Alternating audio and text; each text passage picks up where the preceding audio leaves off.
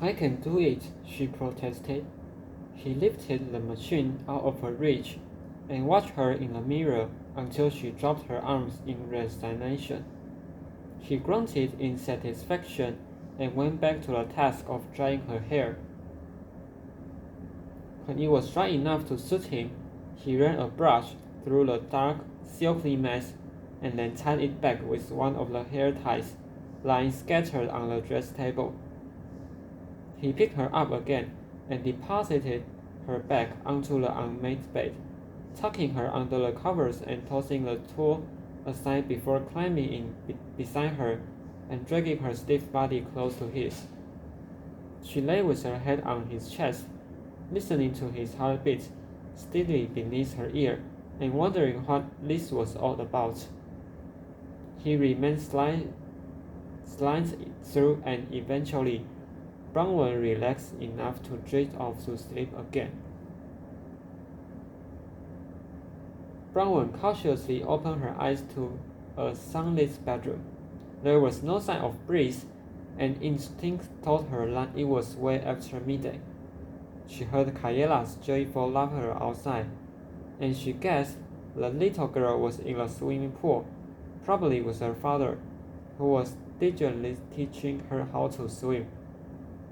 Breeze had had a childproof fence built around the pool sometime during her absence, another one of those preparations he'd made in anticipation of a child he'd had no idea if he'd ever meet.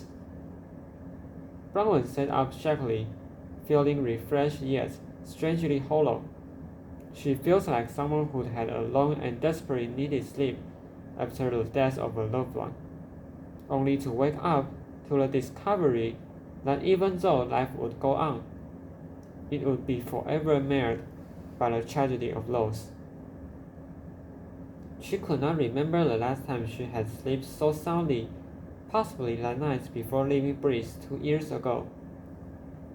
She certainly had not had much peace of mind since then. She got up and made her way to the bathroom, trying not to think of the night before.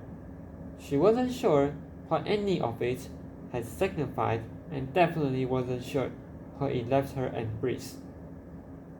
She made her way downstairs a little over half an hour later, wearing a pair of faded jeans and an old t-shirt. The clothes were from her old wardrobe and were too baggy on her. Bronwyn resolved to eat even more, still feeling incredibly unattractive because of her thinness. When she reached the living room, she stood at the open patio door staring out at the pair in the water for the longest time, feeling ambivalent about the obvious enjoyment they seemed to find in each other's company. She felt a little left out and again bitter toward Breeze for allowing his to happen to them.